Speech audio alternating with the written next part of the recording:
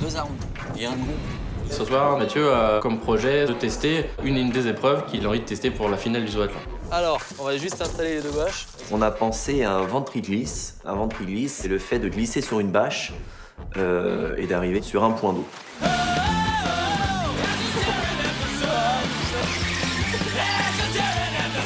J'aime bien tester. Je suis curieux de tout. On a eu une naissance hier. Donc on a Gilberte, une des femelles Saïmiri, qui a eu un petit. Elle est là-bas. Ah, je l'ai vu passer. Mignon. T'as faim, ma Gigi, là? Comme elle a faim, on peut l'approcher d'assez près et admirer le petit bout de chou qui est cramponné à maman. Trop chou. Trop marrant comment il le colle. Ouais. Il se frotte même sur le bébé, en fait. Hein.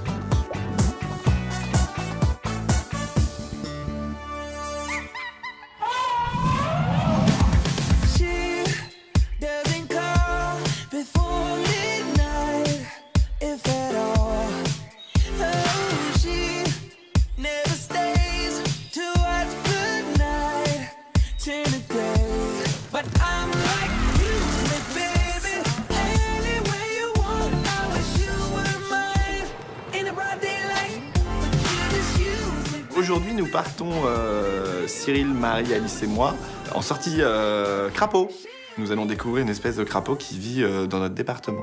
Bienvenue à Verny, du coup, sur le pays du sonneur à ventre jaune. Nous partons donc retrouver des personnes qui travaillent sur une espèce qui s'appelle le sonneur à ventre jaune. Donc ici, en fait, en 1999, on a retrouvé l'espèce qu'on n'avait pas contactée depuis au moins 50 ans. En fait, il n'y avait pas eu de données.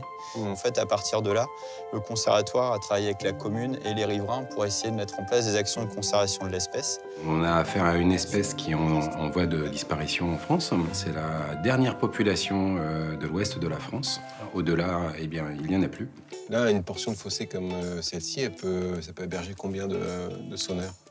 Au maximum, on peut monter une trentaine, je pense. Ah ouais, d'accord, quand même. Ah oui. Ah oui, quand ils sont en saison de reproduction, de toute façon, ils sont là pour être tous ensemble. C'est important d'aller voir, s'intéresser pour après nous répercuter toutes ces informations sur le parc et que les gens soient au courant aussi qu'il n'y a pas que les animaux en Afrique ou en Asie, il y a aussi des animaux chez nous, en Sarthe, qui sont menacés. En France, on a des animaux extrêmement menacés. Donc le crapaud sonneur à ventre jaune, en fait, il est très petit pour un crapaud déjà, c'est une particularité. Donc il fait à peu près 4 cm. Il est adulte, là? Oui, il est adulte, celui-là. En dehors d'essayer de recréer des espaces de vie, comme nettoyer les fossés, comme réaménager des petits espaces pour ces crapauds, ils vont aussi faire un comptage et un suivi de la population. Donc pour faire ce comptage, ils capturent les crapauds régulièrement et ils vont faire des fiches d'identité. Et sa grosse particularité, c'est son ventre. Ouais, c'est magnifique. C'est un tout petit crapaud qui a donc cette particularité d'avoir sur le ventre en fait des taches jaune-orangé assez flamboyantes qui sont sa carte d'identité, qui sont en fait propres à chaque individu. Là, on voit bien une grande tache, deux taches. Lui, il a plein de petites taches, voilà. Et puis sur la gorge, c'est assez caractéristique. Une fois qu'on a attrapé le petit crapaud, on va l'enfermer dans un boîtier de CD. Du coup, ce qu'on fait, c'est qu'on pose en fait le sonneur comme ça. On rabat assez vite. Hop. Il va se retrouver, clac, coincé, il ne peut plus bouger.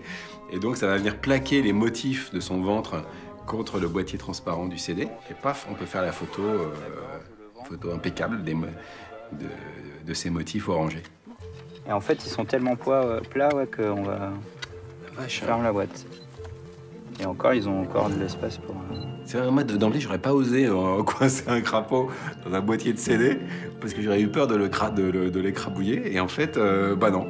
Donc une fois qu'on l'a photographié, on le met dans le petit sac. Voilà. Ensuite, on va le peser, donc on le met dans un petit sachet en plastique avec une toute petite balance parce que voilà, c'est des animaux qui font moins de 10 grammes, donc il faut des outils de micro-pesée. Donc là, c'est un individu qui fait 7 grammes. Effectivement, aux os de la flèche, eh bien, oui, on parle des guépards, on parle des ours polaires, mais en fait, la protection de la nature, ça commence en bas de chez soi.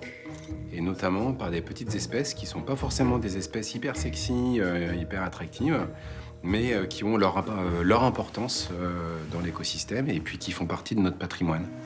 Lâchez le crapaud. Bilan de cette sortie, hyper enrichissante, prise de conscience quand même, encore une fois. On est plus ou moins confronté régulièrement à tous ces chiffres sur les menaces qui pèsent et malheureusement la disparition des espèces. Mais encore une fois, de revoir et de rencontrer ces gens, ça te refait prendre conscience qu'il est temps, c'est maintenant que ça se fait, ce sera pas dans 20 ans. Quoi. On va parler du petit sonneur parce qu'il en a besoin. On s'en occupe, on est là pour ça. Très bien. Bon, merci encore pour votre accueil. À et puis bientôt. à très bientôt. Bon retour. Merci. Au revoir. Au revoir. It's a little blurry how the whole thing started. I don't even really know what you intended. Thought that you were cute and you could make me jealous. Put it down, so I put it down. Next thing that I know, I'm in a hotel with you. You were talking deep like it was mad love to you.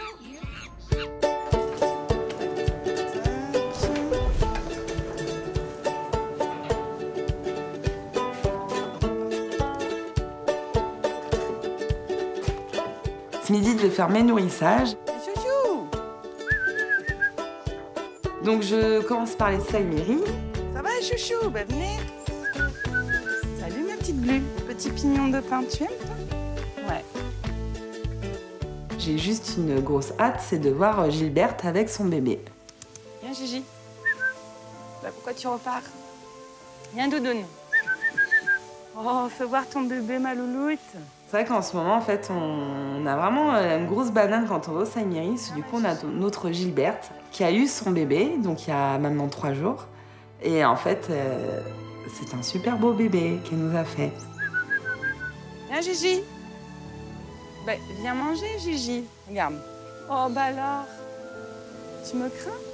Elle hésite un petit peu et elle s'approche. Et du coup, là, j'en prends plein les yeux. En fait, pendant que je la nourris, je vois son bébé de très très près. Oh, là, petit doudou. Petite gueule d'amour. Je vois ces 2 petites pupilles noires, là, ces 2 yeux noirs qui regardent en ma direction. Et il est juste magnifique, ce bébé. Il est bien accroché, ton bébé, Gilberte. Hein. Tiens, j'aimerais bien voir, moi, si c'est un petit gars ou une petite fille. On voit rien. Il est trop bien accroché, ce bébé.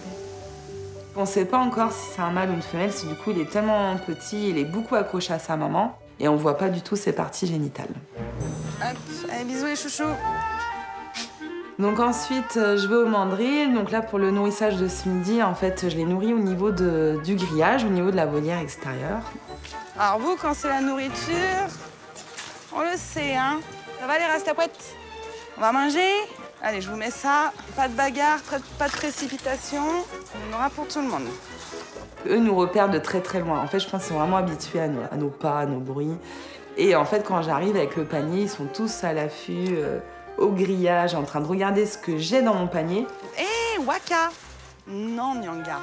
Où mon petit Okano? Waka, non. Je commence rapidement quand même à mettre de la nourriture un peu partout pour pas qu'il y ait de bagarre. Donc faut pas les faire trop attendre non plus. Et à la fois faire attention avec Mulder, qui est le papa mâle dominant. Moi, je trouve pas ça normal que vous serviez avant papa, d'ailleurs. Voilà, c'est bon. Nyanga, y a plus.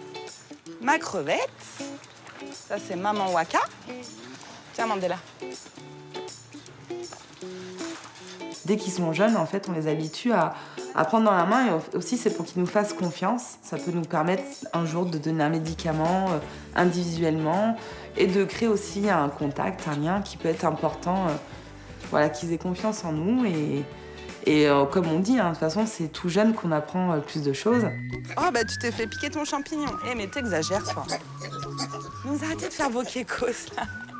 Et en fait, là, ce matin, c'est drôle parce que du coup, j'ai vraiment les 3-4 jeunes, on va dire, qui sont vers moi, dont Okano et Waka, donc les plus petits.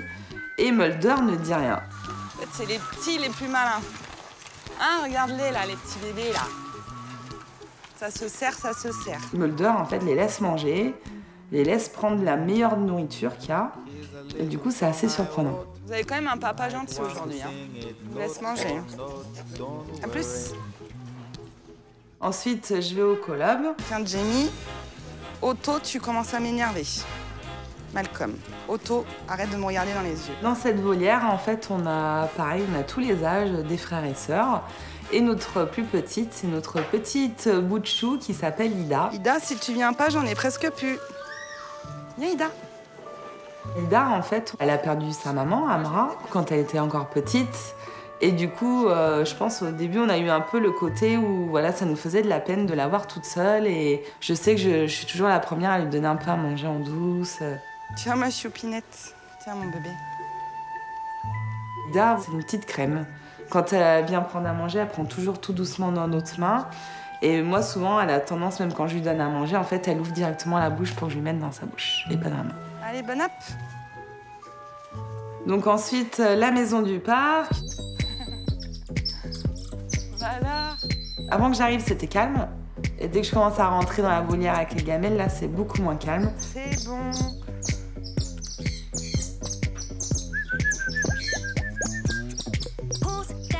C'est limite, bon, mais qu'est-ce que tu faisais là? On avait faim, nous. Et là, je suis encore accueillie par plein de bébés. Ça va, les jumeaux? Les inséparables. Tiens, mon bébé. Ah ben non. Et voilà, c'est plus facile de piquer dans les mains de maman. Ça y est, quand vous avez mangé, vous êtes plus qu'Ama. Il y a juste Femelo City que j'ai pas vu, t'es là. C'est quoi cette coiffure aujourd'hui, là? C'est vrai que sur le secteur primate, ça nous fait du monde maintenant avec tous ces bébés. Et on a encore plus de bouches à nourrir. Et c'est toujours autant de plaisir de voir tous ces petits bouts de choux et tous ces bébés de ce secteur. Allez, à tout à l'heure, oui. Take it slow, but it's not typical. He already knows that my love is fire. His heart was a stone, but then his hands wrong. I turned him to gold and it took him. Allez, viens bébé. Ziama. Viens Ziama. Viens bébé. Ça y est. Allez bébé. Là tu vas assister à la deuxième proposition de ressortie. Depuis hier, on repropose l'enclos extérieur à notre petit hipponain, Ziama. Parce qu'hier, on lui a proposé de ressortir après un mois de... Ah oui, Ah, d'accord. Il veut pas. Non, il bloque où? Bah, en fait, il est sorti devant, là, 1 mètre, et après, il est rentré. Alors hier, c'était un peu un flop, car Ziama n'a pas osé ressortir sur son enclos.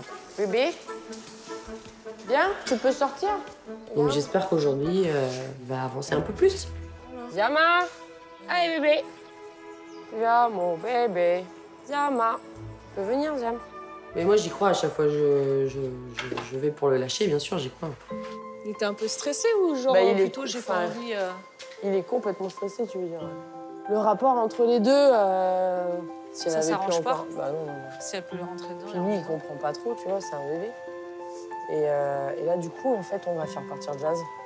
On a vu avec la nana qui gère les hipponains en Europe, là, la coordinatrice. Et en fait, elle va faire bouger Jazz, elle va faire repartir Jazzy pour rentrer une autre petite, une plus jeune, en fait. Donc, en fait, la solution aux hipponains, là, ça va être très prochainement de faire rentrer une jeune femelle de l'âge de Ziama et faire partir Jazz. Le truc, c'est qu'aussi, ils seront égaux dans ouais, le territoire. Déjà, physiquement, ils seront aussi à bagarre. Ah, et puis ce sera neutre, quoi. Ouais, parce que là, en fait, c'est le territoire à Jazzy maintenant, tu vois. Donc, Bah, c'est comme ça, hein. Les individus, ça passe, puis d'autres, ça passe pas. Oui, c'est ça. Alors, je suis un peu triste que Jazz parte. Elle n'a pas été gentille, mais Mais dans d'autres circonstances, ailleurs, voilà, bah, peut-être ça serait bien passé. Bah, tu me dis si Bah, il je vous sort. envoie un message, il sort, ouais. Ça roule. Ok. Là, maintenant, ma première préoccupation, c'est Ziama, son enclos et son épanouissement. Voilà, donc bah, je repropose la sortie. Ah, bah bébé, ça se trouve, tu préfères qu'on soit tous les deux, hein. Tu peux venir, Ziam. Viens, mon bébé. Ziama. Allez, viens, Ziam. Cours dehors. Allez, bébé. Ziama, bah viens. Ah, patience. Bon, bah, je t'attends, hein. Mais ça recommence pareil que la veille. C'est voilà. Ziama n'a pas l'air très motivé. Bah, j'attends. T'es posé, là? Bah oui, parce que là, de toute façon... Il veut pas sortir, le petit là? Bah non. Puis bah, on finit par jeter l'éponge. Et puis on le laisse. Bon, on va laisser faire. Ouais. Tu laisses On va laisser peinard, tranquille. Parce que là, si on attend là, enfin, moi, ça me dérange pas d'attendre, mais tous les nettoyages... Ouais. Ok. Comme ça, on lui laisse le temps, pépère. Ça roule. Ça marche. On va faire ça. Take a breath, rest your head, close your eyes, you are right. Just lay down to my side. Do you feel my heat on your skin? Take off your clothes, blow up the fire. Don't be shy.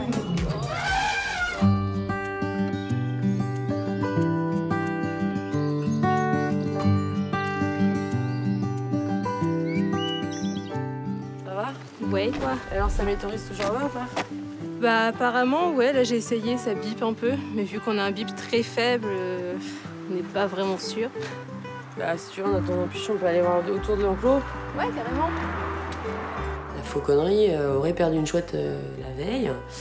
Et il la cherche désespérément avec un récepteur. Et tout indique qu'elle serait présente sur l'enclos éléphant. Tu vois, ça... T'entends le petit tac. Comme un cœur. Ouais. Normalement, c'est censé biper plus fort.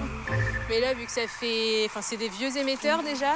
Et ça fait plus d'une journée qu'il est dehors. Donc la pile doit commencer à s'user aussi. Ok, ça marche.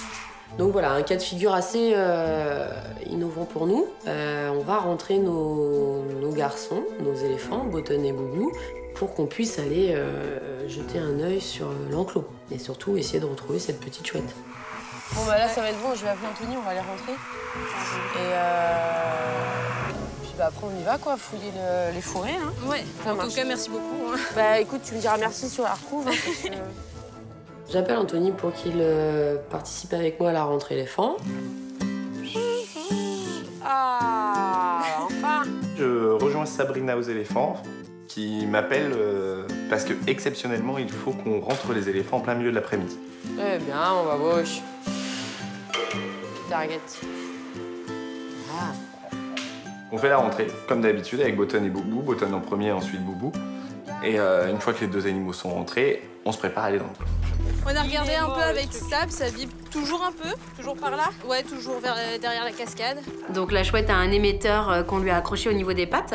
Et nous, on a donc le récepteur. C'est un engin avec des grandes antennes qui nous permet donc de localiser l'oiseau en fonction du bip. Bah ouais, c'est ça, c'est un tout petit bip, mais après, voilà, c'est ce que je disais. L'émetteur, est-ce que c'est la chouette? Bah ouais, puis l'émetteur, vu que ça fait quand même plus d'une journée qu'il est... Ça fait 2 jours? Bah ouais, voilà. Du coup, le meilleur bip que j'ai, moi, c'est en direction de l'enclos éléphant, vers des arbres qui se trouvent derrière leur cascade. Là-dedans, tu dis? Bah, s'il est tombé là, on est mal, hein. On va voir, bonjour. Ah, attends. Mais j'ai plus de bip! Après, arrivé dans l'enclos, malheureusement, on n'a plus de bip. C'est quoi ce bins? Donc là, bah, on comprend pas. Bah là, j'ai pas de bip. Non, comme ça, c'est magnifique. Là, il y a plein de choses qui peuvent rentrer en compte. Peut-être que l'émetteur n'a plus de piles. Ça fait 2 jours, donc ça se trouve les piles sont mortes. Peut-être que l'oiseau était là, mais entre-temps, il s'est déplacé. Ou peut-être que simplement, ça fonctionne pas. Ça peut arriver. Bon, bah voilà, si j'ai pas de bip, c'est vachement pratique. Hein, j'ai pas de bip. Tu l'avais là, à l'instant? En attendant, piche? On décide de ratisser quand même la zone vers laquelle j'avais un bip, de manière à voir si notre petite chouette est là quand même. Soren! T'as T'as vu l'épaisseur de bambou qu'il y a là? Bah ouais. S'il est au milieu. Tu sais, t'as du bambou, t'as d'autres feuilles et tout. Là, c'est comme si on cherchait une aiguille dans une botte de foin. Hein. Une fois que t'as plus ton bip, t'es vraiment perdu, quoi. Donc, elle peut être n'importe où. On sait pas du tout où la chercher, on sait pas du tout comment on va la trouver, en fait. Ah! Mais t'es où? Bah, au milieu des bambous. D'accord. Vous me crevez un œil, c'est tout ce que je vais gagner. Chut. Ah! C'est quoi? Il y a un nid, mais c'est pas une chouette. Moi, je dis, on va venir tailler un peu par là. Hein. Ouais. Nico! Bon, elle est dégueulasse pour dégueulasse. C'est un peu la brousse de l'enclos éléphant. Et donc, chacun cherche. Voilà, le but, c'est de retrouver cette petite chouette. On a plus de bip. Ah! Bah, c'est jamais des moments où on est très rassuré, ouais. C'est pas un aigle qu'on cherche, hein. L'aigle, tu le repères facilement dans les arbres. Là, une petite chouette, c'est petit, donc forcément, elle peut très bien être tout près de nous et on passe à côté, en fait. Comment tu veux le voir là-dedans? Barbara est inquiète parce que, déjà, Soren, je pense qu'ils sont attachés très fort. Et puis, ouais, pas très optimiste parce que voilà, ça fait déjà plus de 24 heures. C'est frustrant, en fait. Bah oui. Bah surtout que si ça se trouve, il est peut-être quand même là et qu'on le voit pas. Il est tellement épais. C'est une chouette qui a été élevée à la main. Je suis pas sûre qu'elle ait le réflexe de chasser. Je lui souhaite en tout cas de réussir à se nourrir quand même, mais voilà, quand c'est des oiseaux élevés à la main, les chances sont quand même un peu plus réduites. Bon. Ouais. Je pense que c'est peine perdue. Hein. Piche et Sab, au bout d'un moment, disparaissent dans le bâtiment des éléphants. Piche m'a dit à plusieurs reprises, bon bah elle est pas là, votre chouette. Malheureusement, voilà, faut se faire une raison. Viens, et Sabrina me demande de les rejoindre dans le bâtiment des éléphants. Donc je m'exécute. Sur le coup, je comprends pas trop pourquoi. Tu bipes quand même pas ton élève? Ouais, fort, ça bip fort. Non, c'est pas vrai. C'est une blague. Oh non. Non, mais c'est pas possible. Non, non, je t'assure. Il a bouffé l'émetteur. Mais ma chouette, elle est où? Et c'est vrai qu'elle m'avait lancé en rigolant juste avant. Ça se trouve, c'est Boubou qui a pu avaler l'émetteur et c'est peut-être Boubou qu'on bip. Enfin, sur le coup, je pensais qu'elle rigolait, quoi. C'est vrai? Je croyais que tu me faisais marcher. Fais voir. C'est lequel? Lui? Boubou? Un éléphant qui bip, c'est assez étonnant, ouais. À moins qu'il ait un plombage émettorisé dans sa dent. T'as pas fait ça, quand même? Et la chouette, elle est où? Non, mais attends, rassure-moi, il peut manger l'émetteur, mais pas une chouette. Il aurait pas fait ça à une chouette. Non, Je trouve l'histoire très drôle, mais il a pas mangé la chouette, hein. Il a juste peut-être trouvé juste l'émetteur. Et il a joué avec dans sa bouche et il a fini par l'avaler. C'est pas vrai. Mais t'as fait ça? Et tu sais que ça se mange pas, un émetteur? T'as avalé une pile? On ressort, les gars. Allez, beau. Bah voilà, maintenant je suis désolée, Barbe, faut attendre. Oui, il faut attendre qu'il fasse caca. Bon, bah toi, tu fouilles bien les crottes et... Tu transmets la photo qu'elle envoie, hein. Franchement, moi, je vais partager, ça c'est sûr. Allez. Désolée. Bon, bah là. L'éléphant qui bip, c'est quand même extraordinaire. Enfin, on n'a jamais vu ça. Par contre, ce qui est nettement moins drôle, c'est que pour le coup, on sait pas du tout où est la chouette, quoi. Et puis là, si elle a plus d'émetteur, pour la retrouver, ça va être très, très, très compliqué.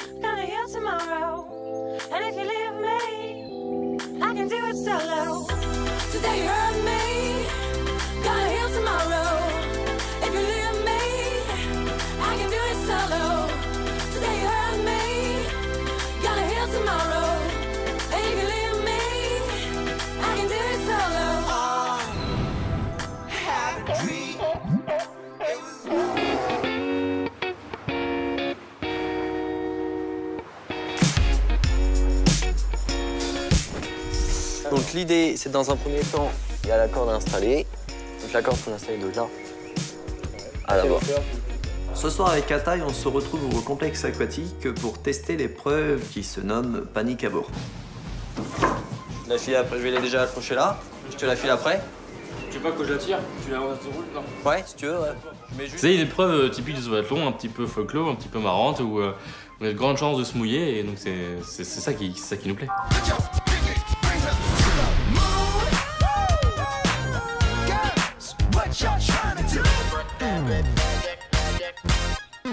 Regarde. Allez, quelqu'un sera là pour la descendre. Non mais tu prends la planche, hein. Ouais, je sais. Je m'en doute. Maintenant, fais-toi la main. Oui. Là, on est testeur parce que voilà, on a besoin quand même de voir à l'avance si vraiment ça marche, quoi. C'est important. Déjà, faut se mettre dessus. Ouais, déjà. Ouais, déjà, tu coules. Vas-y. J'avance. C'est bien ce que je pensais. Il faut les bateaux. Et attends, je vais rechercher un vite fait là. Bateau gonflable? Non, je vais pas mettre ça, je vais donner les bidons que j'avais construits là. Ouais, vas-y, je vais chercher. Mathieu, en fait, va chercher ce qu'il avait prévu à la base. Il avait fabriqué des petits radeaux avec des bidons, avec des planches et puis des bidons vides qu'il avait accrochés. Faut que tu le mettes à l'envers. Faut que tu le mettes comme ça. Ah bon? Ouais, vas-y, tu vas jouer. Et du coup, on teste avec ça.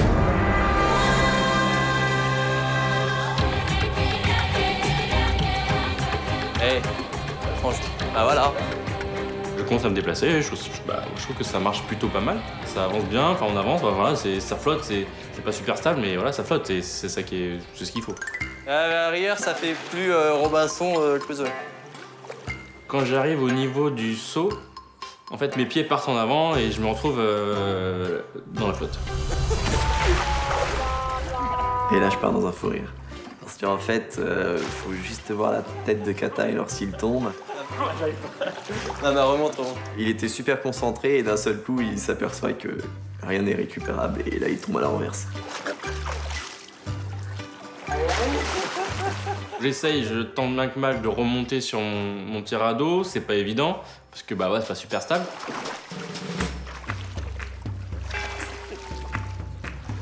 Allez, vas-y. Et c'était exactement le but que recherché pour l'épreuve, c'était que voilà, les participants, que ça soit pas aussi simple. Et après, en fait, je dois attraper les poissons qui sont dans le seau et les jeter à Mathieu de là où je suis. Ouais, bon, l'idée est là. Du coup, faut repartir debout. Et après, le but, c'est de revenir au point de départ. Par contre, les planches, elles bougent, il faudra serrer les cordes. Ouais, il faudra serrer les cordes. C'est une épreuve qui va être très sympathique, ouais. Et puis l'eau, ça attire toujours, donc il y a toujours beaucoup de supporters à ce type d'épreuve. Ah, ça va, j'ai su les plâtres. Voilà, il en faut. C'est ça. Ok, pendu. Bon.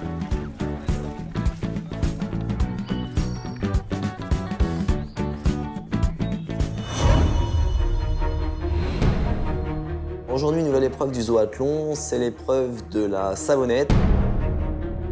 Non mais là, ça rigole plus. C'est-à-dire, on peut être sympa. Dans le cadre du boulot, on peut être sympa, et convivial et cordial, et puis voilà, parce qu'on bosse tous sur le même vague, mais quand c'est le zoathlon, là, on est plus sympa. Ça rigole plus, quoi. Ça va aller.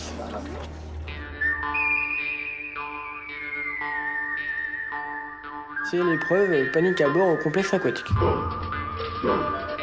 Allez, 1, 2, 3.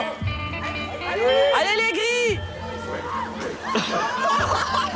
Cette épreuve est tellement drôle, du coup, voilà, on rigole tous, on encourage.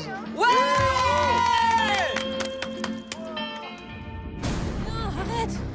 J'ai la joie d'entendre qu'un pélican a décidé de mettre les voiles. Et moi, je monte chercher des épisodes supplémentaires. Ok.